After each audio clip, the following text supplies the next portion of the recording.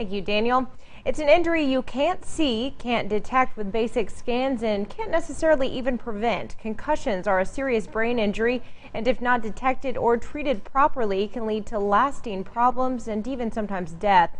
In recent years, we've seen a growing number of former football players struggling with various brain problems believed to be a result of repeated concussions and improper diagnosis and treatment. While you may not be able to totally prevent concussions in a contact sport like football, I found out there are ways to protect players from serious long-term injury. There's no such thing as a mild brain injury.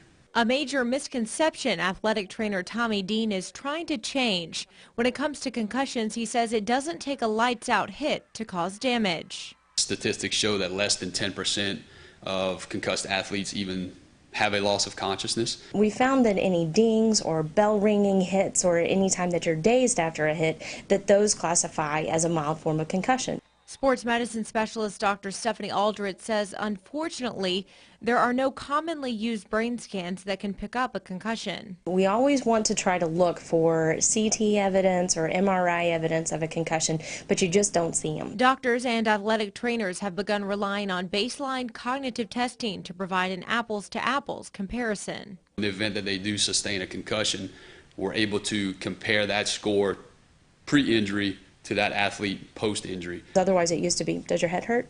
No? Okay, you're good to go. Dean and Aldrich say the hardest part about getting coaches, parents, and even athletes to face the facts about concussions is the fact you just can't see it. You don't brace it, you don't cast it, you don't put it on crutches. You have one brain, and if that goes out, it's, we're dealing with life consequences at that point. Now, there are several basic warning signs and symptoms of a concussion coaches, parents, and players need to look out for. Some of those include headache, dizziness, vomiting, fatigue, and more serious signs like weakening on one side of the body or facial drooping.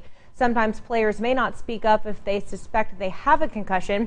Athletic trainers on the field certainly play a key role in identifying these symptoms, but Aldred says she's even talked to coaches who noticed a player wasn't performing like they normally would and called attention to it.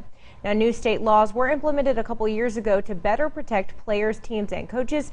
And if you are interested in learning more about those, you can find that on our website at KATC.com. And stay with us. We still have much more GMA to come after this break.